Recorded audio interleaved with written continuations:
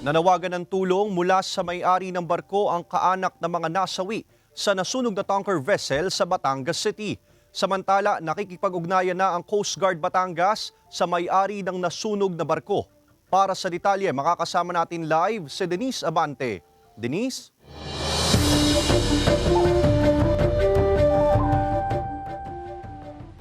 Ace, tulong pinansyal ang panawagan ng pamilya ng isa sa mga biktimang nasawi sa nasunog na motor tanker vessel na nakaangkla malapit sa Batangas Port kahapon ng umaga. Supportive father po siya. Yung mga pangailangan ng anak ko, grabe, sa po nagbibigay talaga. Ganyan inilarawan ang 31 anyos na si Joanne ng kanyang ama na si Hanelito Vito, 68 anyos residente ng Sitio Tramo, Barangay Alangilan, Batangas City.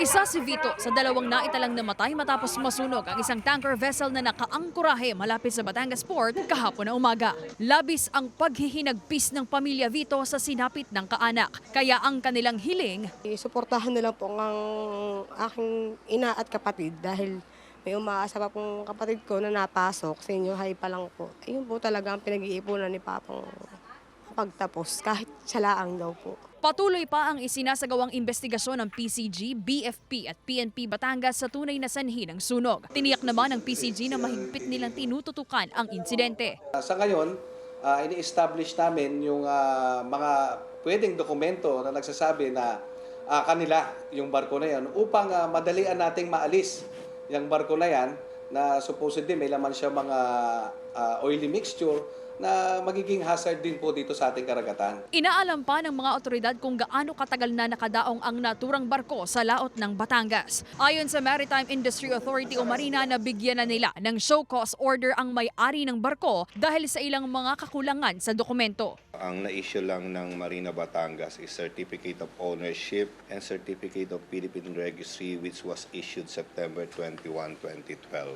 And also the last issue once is the Minimum Safe Manning Certificate which was issued February 6, 2014 and expired February 6, 2015.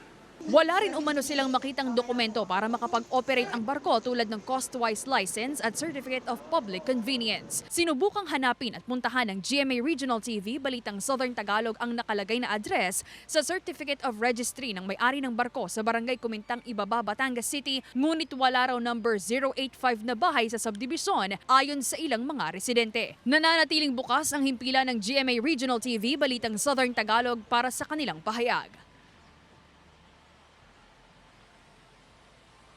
Sa show cause order na ipinadala ng Marina sa may-ari ng motor tanker vessel, nakatakda ang kanilang pag-uusap sa October 27 at kung sakaling hindi sumipot ang mga ito, posible silang maharap sa kaukulang kaso.